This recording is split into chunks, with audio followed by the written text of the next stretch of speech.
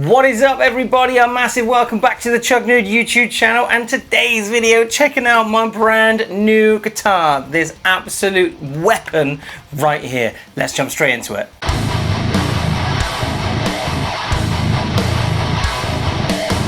Alright, what is up, everybody? A massive welcome back to the Chug YouTube channel. My name is DJ, and recently I managed to get my hands on one of these absolute tanks of a guitar. This is an ESP LTD NS600, sometimes referred to or listed as an NS6. However, this is definitely an NS600 because that's what it says on the headstock. Now, we are going to be putting this thing through its paces today in my normal style of checking out a guitar. If you want to know all about this guitar, why I got it, where it came from, and the trade that happened for me to acquire this, then I did already make a very quick little video kind of introducing this guitar to the channel, so feel free to check that out after you finished up here. But the first thing we're going to do is run a full demo mix with this guitar. We are tuned to drop A tuning with a set of the Dario NYXL 11 to 64 strings on, with the top string discarded because this is a 6-string and that's a 7-string set. It's just my favorite set of strings. Not sponsored, just there's my favorite strings. Anyway, let's roll the demo, then we'll come back here and we'll check out some specifications for this guitar. I said, oh Lord Jesus, it's a fire.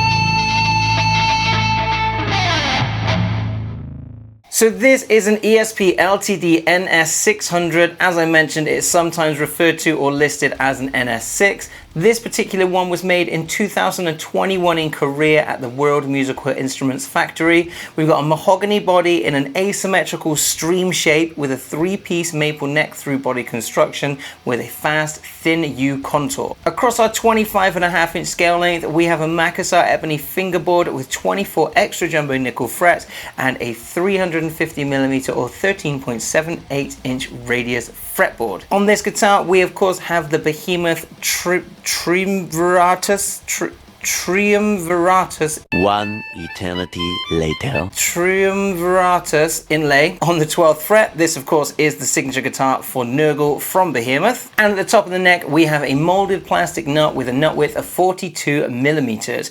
Electronics wise, we have Fishman Fluence modern humbuckers, ceramic in the bridge and Alnico in the neck with a push pull on the tone pot for voice selection. This guitar doesn't come as standard with the coil split option, but of course that can always be done afterwards. Our hardware is a rather tasty Tone Pros locking Tune-o-matic bridge and tailpiece. We've got ESP own brand locking tuners, and this guitar weighs around about 8 to 8.5 pounds or 3.6 to 3.8 kilograms. This guitar is of course finished in black satin front and back with a headstock to match, and it's the only color variant of this particular guitar. Brand new, these guitars were listed as anywhere between about 1,200 and 1,350 pounds here in the UK. They aren't super common on the used market, and the prices that I could find at the time of filming ranged from between 1,200 and 1,800 pounds. Like I said, that's at the time of filming here in the UK.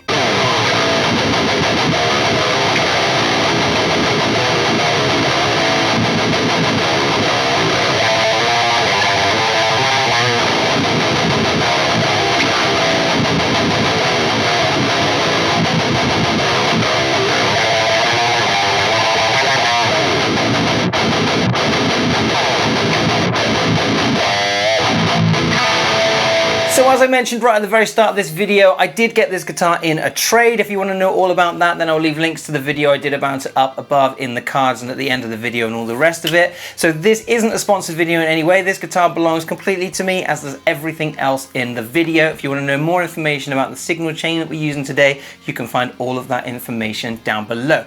Today, we're going to break things down into 4 main topics of discussion. That's how I like to organize my videos here on YouTube. So we're going to first of all check out the looks and the aesthetics of the guitar. Then we're going to move on to the sounds and the noises the guitar can make. Third up, we're going to be checking out the fit and finish and general quality control of the instrument. And lastly, we're going to check out the playability before we finish up with some final thoughts.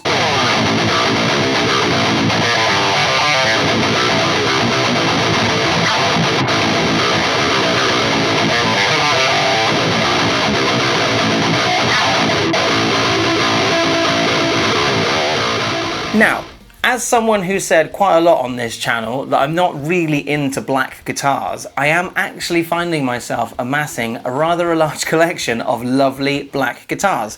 This one, for example, my LTD EX400 BD that I recently picked up through a marketplace trade. We've got my JS King V that I've just put some Fishman Fluences in. I've got my Epiphone, my Matt Heafy Origins custom 7-string, all amazing guitars, all completely black. So maybe I do like black guitars. I didn't think I did, but apparently I do, and this is absolutely no exception. Color aside, what do you think of this body shape? I really thought this would be a polarizing body shape. I didn't think many people would be into it, but I was really surprised in the comment section of my introductory video that people were really into it. I think it's awesome, and I kind of knew it existed, but I didn't really know I wanted it until I saw this on Marketplace, and I was like, oh, I have to have that. That is amazing. I do like unusual shaped guitars. I've said quite a lot. I'm not like a massive fan of like Strats and Tellys and Les Pauls and stuff. They're all great. I've got, you know, place in my heart for all of those shapes. They're all great, but given the choice, I do like more unusual shaped guitars, and this definitely ticks the unusual box. All blacked out, absolute classic metal machine. It's, you know, it's no mistaking what this is built to do. It is black through and through, but the lovely white binding on the scratch plate on the pickguard here is a lovely little highlight that just kind of shows off the kind of aesthetics of the guitar, as well as this bevel, is that what you'd call it, that you get around the guitar. It's really nice just to kind of give the guitar some different features to just being like a 2D slab of wood.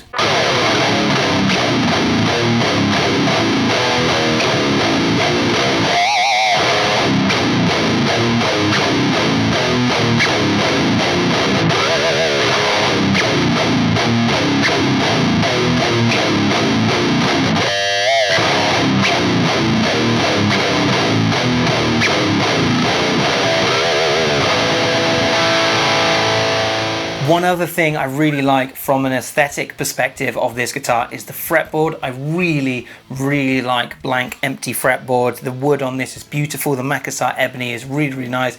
It's very, very dark, but there's still some like textured nuances in the wood grain throughout the fretboard. It's nice to be able to see that without any silly plastic dots in it. I don't really use the front of the fretboard for any kind of reference when I'm playing the guitar. You know, I look down on it and that's kind of it. So I don't really like having fret markers on the front of a fretboard anyway. So yeah, that's really, really cool. I really like the Triumviratus, I think I'm saying that right, the Behemoth logo on the 12th fret. I'm not the biggest Behemoth fan. I like Behemoth, but I don't go out of my way to listen to them. But I think what Nergal has done with this signature guitar is super, super sick. And yeah, aesthetically, mwah, it's beautiful.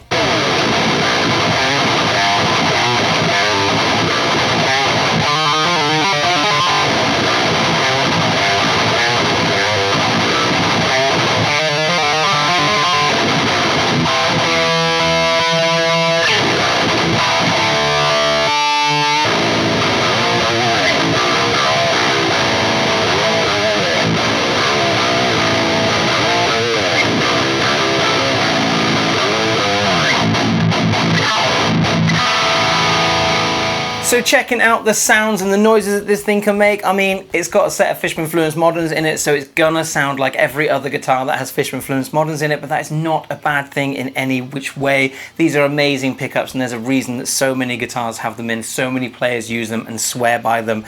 I think they're fantastic. When you've got them in that modern setting, when you've got this tone knob pushed in, you get this throaty, aggressive, full 10 out of 10, 100 miles an hour kind of sound. Sounds superb, but even with all of that aggression, it's still really clear, crisp and articulate. When you pull that pot out, you get the more passive and open sound. I think it takes away from some of the pushed characteristics that you're putting into the amplifier. It's not quite so aggressive, and it does crisp and clean up really, really nicely. So yeah, it's nice to have those two versatile options on the guitar. It is a shame that it doesn't come with a coil split as standard. So yeah, that will be probably an aftermarket thing that I'll do, because you can do whatever you want with Fishmans. They're all the same. You just need to give it to someone who knows what they're doing. So this thing sounds absolutely amazing. Sounds so, so good.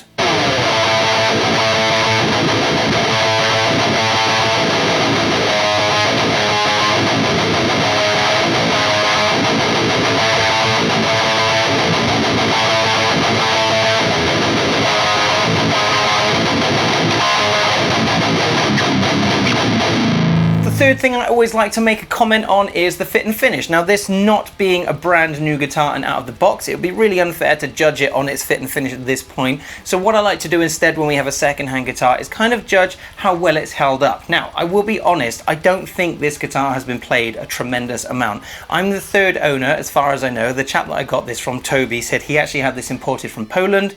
Whether it belonged to Nergal because he's from Poland, that we'll just have to leave that open to speculation. But yeah, he got this shipped into the UK from Poland, and I'm pretty sure that it's just been hung on a wall for the last few years. It really needed a lot of work doing to it when I got it. I had to polish the frets really, really well because they were super scratchy where they kind of corroded with not being played.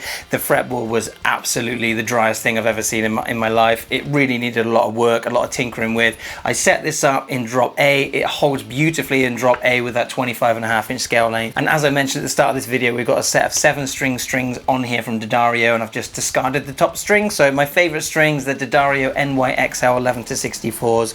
But yeah, so we've got 2 plain and 4 wound strings, which works fine. I don't do that much widdly stuff that a wound string bothers me too much. It's not my preference, but it doesn't bother me too much.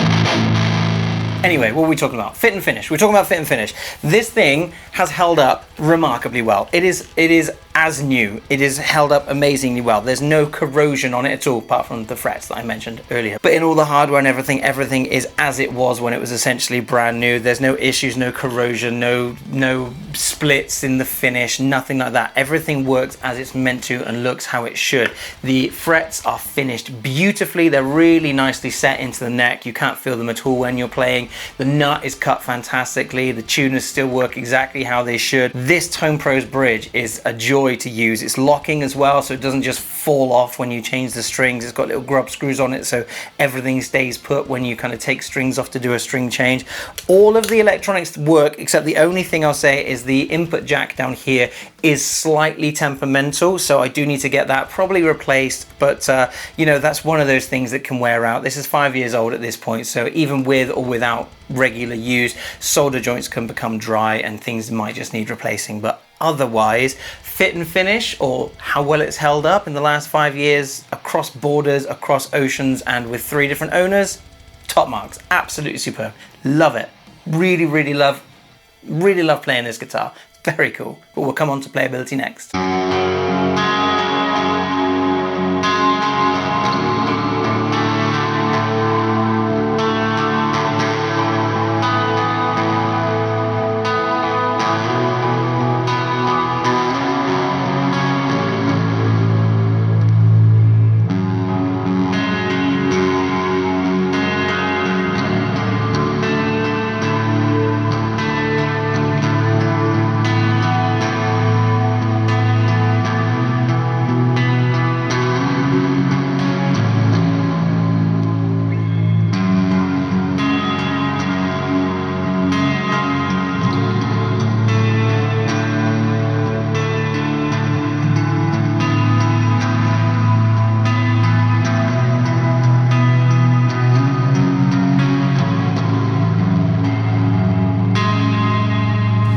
Okay, so let's last of all look at the playability of this guitar. And perhaps you might look at this and kind of think, oh, I'm not sure how comfortable that would be to play. It's a weird shape. It's got bits sticking out in places where the bits don't normally stick out. But I would have to say you are wrong in your judgment. This thing plays like an absolute dream. It plays so well. It's balanced really nicely. It doesn't neck dive too bad. It neck dives a fraction, but it's not too bad. It's really nicely balanced front and back. It doesn't flop forwards or backwards. In fact, I used this in a gig the day after I got it. I picked this up last Thursday and I used it in a gig on Friday. So I had to do a quick setup on Friday morning, and then I had a gig in South Wales with my band. My band is called HollowKin, by the way, and we're a groovecore band, and you should definitely go check us out. So I'll leave some links below. But yeah, I used this at a gig and it was amazing. I had a great time. I felt very cool using it, even though it's black and I don't usually like playing black guitars. I prefer to have something like this strapped to me, because then you can actually see it on stage, whereas this just kind of disappears on stage. But yeah, this is the sort of thing I would normally go for, but it was very cool. It's a very cool experience, and the playability was amazing on stage, stood up. It's the first time I'd even put a strap on it to play it that evening. I was just like, well, just see what happens, I guess, and it didn't let me down. I knew it would be amazing. It was very comfortable to play, and yeah, it didn't let me down at all.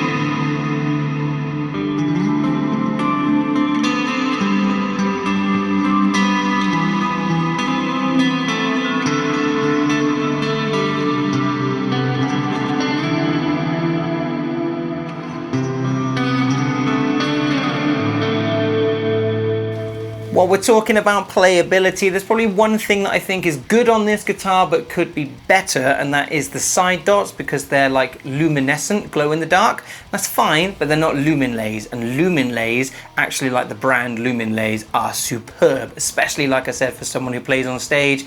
I rely so heavily, more than I thought I did, on using Luminlays. These are fine. I charged these up with my phone light before we hit the stage on Friday night, and they stayed glowing for, I don't know, 10-15 minutes, but yeah, then they kind of petered off. So if I could change that to Luminlays, that would be like the only one thing I'd change from a playability perspective. Otherwise, yeah, amazing.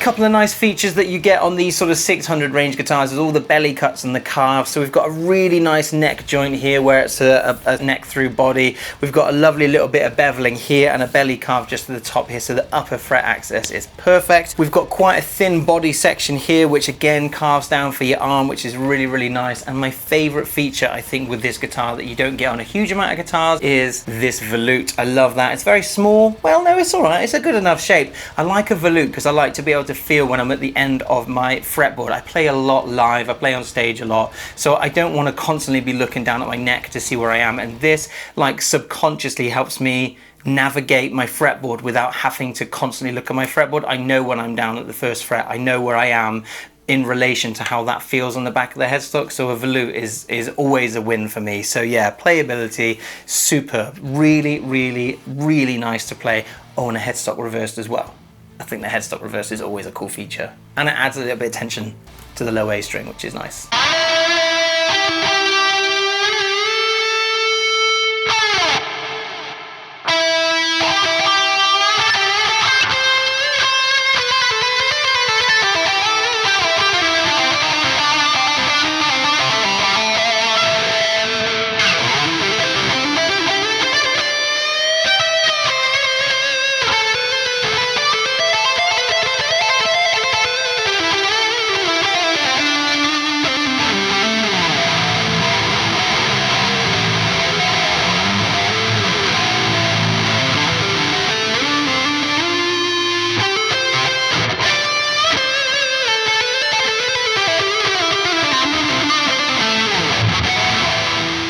So, final thoughts?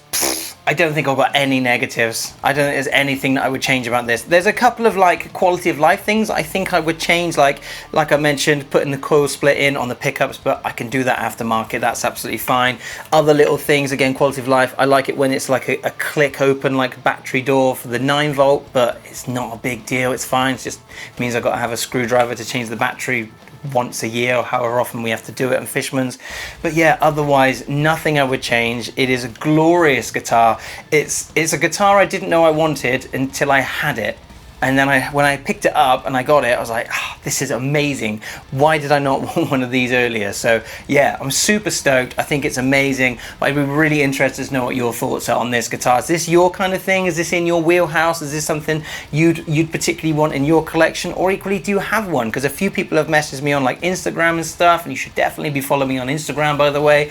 But yeah, a few people have messaged me on Instagram saying they've got one and they absolutely love it. So let me know your thoughts and your opinions down below. While you're down there, hit that subscribe button, because hitting subscribe, leaving a like, dropping a comment, or even hitting that hype button underneath the video here, it all goes a massively long way in helping support a tiny channel like mine. I'm really pushing to try and get to 3,000 subscribers by the end of this summer. So like, I don't know, September time, just about to hit 2,700. I am incredibly grateful to everyone who's here, who's joining me for the journey, joining me for this little YouTube adventure I'm on. So if you already subscribed, just know you have all of my, I say it in every video, but I never mean it less any other time. I always mean it. I appreciate everyone who's here. I appreciate everyone who chooses to spend a little bit of time with me hanging out here on YouTube, and it's just awesome to have you all here. So thank you so much if you're already subscribed. Anyway, I'm gonna leave it there. Have an amazing day wherever you are in the world. Have an awesome day, and hopefully I will catch up with you in another video very, very soon. Take care until then. In a bit.